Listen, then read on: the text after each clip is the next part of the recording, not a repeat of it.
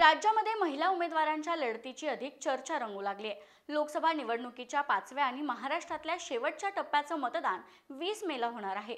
त्या पार्श्वभूमीवर तयारीही जोरात सुरू आहे। काही ठिकाणी अनेक दिवस उमेदवार घोषित करण्याबाबत निर्णय होत नव्हता, तर उमेदवारी घोषित झाल्यानंतरही उमेदवार बदलाच्या चर्चांना उधाण आलं होतं। देशात 7 तर महाराष्ट्रात एकूण 5 टप्प्यात मतदान पार पडतंय। त्यातील 4 टप्प्यांचं मतदान झालंय, तर शेवटच्या 5व्या टप्प्यातील मतदान हे होणं बाकी आहे। तेही येत्या 20 मेला पार पडणार आहे। या वर्षीच्या निवडणुकीत एकूण 16 लोकसभा मतदारसंघात महिला उमेदवार पुरुषांच्या विरोधात निवडणूक लढवत आहेत। त्यातील पहिला मतदारसंघ आहे चंद्रपूरचा।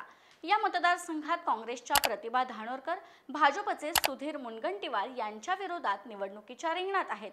अमरावती लोकसभा मतदारसंघात भाजपच्या नवनीत राणा उमेदवार आहेत, तर त्यांचे प्रतिस्पर्धी म्हणून काँग्रेसचे बळवंत वानखेडे उभे आहेत। यवतमाळ वाशिम मध्ये शिवसेनेच्या दोन्ही गटांचे उमेदवार एकमेकांच्या विरोधात निवडणूक लढवत आहेत।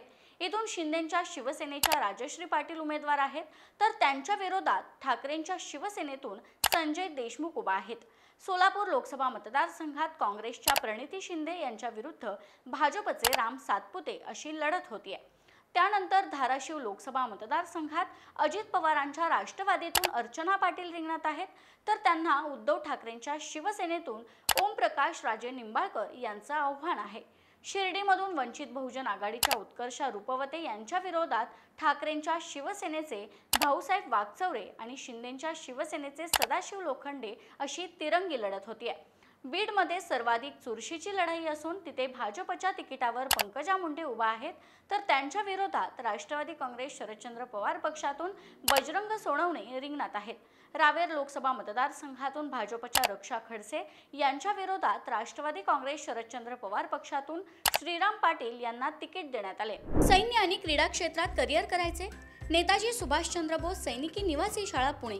ॲडमिशनसाठी संपर्क 960 781 1662। जळगाव लोकसभा मतदारसंघात भाजपने स्मिता वाघ यांना उभा केलंय, तर त्यांच्या विरोधात ठाकरेंच्या शिवसेनेचे करण पवार पाटील हे उमेदवार आहेत। नंदुरबार लोकसभा मतदारसंघात भाजपच्या डॉक्टर हिना गावित उभा आहेत, तर त्यांच्या विरोधात ॲडव्होकेट गोवाल पाडवी निवडणुकीच्या रिंगणात आहेत। धुळे लोकसभा मतदारसंघात सक्षम उमेदवार काँग्रेसला मिळत नसल्यामुळे त्यांनी थेट नाशिक येथील रहिवाशी असलेल्या माजी मंत्री डॉक्टर शोभा बच्छाव यांना धुळे लोकसभा मतदारसंघातून तिकीट दिले। त्यांच्या विरोधात भाजपचे सुभाष भामरे हे निवडणुकीच्या रिंगणात आहेत। दिंडोरी लोकसभा मतदारसंघात भाजपच्या डॉक्टर भारती पवार या उमेदवार आहेत, तर त्यांना आव्हान देण्यासाठी राष्ट्रवादी काँग्रेस शरदचंद्र पवार पक्षातून भास्कर भगरे हे निवडणुकीच्या रिंगणात आहेत।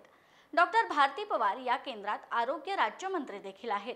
पालघर लोकसभा मतदारसंघात ठाकरेंच्या शिवसेनेतून भारती कांबडी यांना तिकीट दिलंय, तर त्यांच्या विरोधात भाजपचे डॉक्टर हेमंत सावरा आणि बहुजन विकास आघाडीतून राजेश पाटील हे उमेदवार आहेत।